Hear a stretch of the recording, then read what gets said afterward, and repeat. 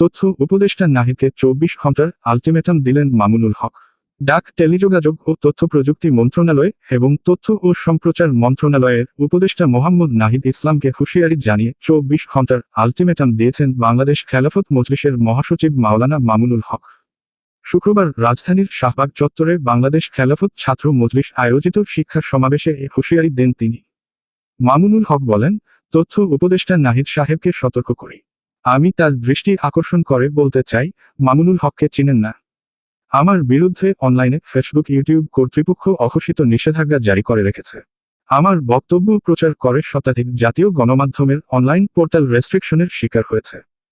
আপনারা ওখানে বিলাসিতা করেন। বৈষম্যের বিরুদ্ধে এই সংগ্রামে আমাদের সমস্যাগুলো সমাধানের কোনো চিন্তা আপনাদের নাই। আপনারা উপদেষ্টা পরিষদ রাষ্ট্র পরিচালনা করতে পারবেন না আমাদের সহযোগিতা ছাড়া। আমার এই বক্তব্যের ২৪ ঘণ্টার মধ্যে যদি আপনারা কোনো ব্যবস্থা গ্রহণ না করেন, আমরা আপনাদের বিরুদ্ধে ব্যবস্থা গ্রহণ করতে বাধ্য হব। তিনি আরও বলেন, আন্দোলন সংগ্রামে আমরা ছিলাম। আমরা রক্ত দিয়েছি, কারারুদ্ধ হয়েছি, অন্যায় অবিচারের শিকার হয়েছি, ষড়যন্ত্রের শিকার হয়েছি। যুদ্ধ করে বিজয়ের রণাঙ্গনেও ছিলাম আমরা। এখন রাষ্ট্রকে এগিয়ে নেওয়ার কাজে আমরা সহযোগিতা করতে চাই। আমাদের গায়ে পড়ে সহযোগিতা যদি পায়ে ঠেলতে চান, তাহলে সেই পা ভেঙে গুড়িয়ে দিতে এক মুহূর্ত আমরা বিলম্ব করব না। মামুনুল হক বলেন, সকল শ্রেণীর শিক্ষা ব্যবস্থায় নতুন শিক্ষা ব্যবস্থা প্রণয়ন করতে হবে।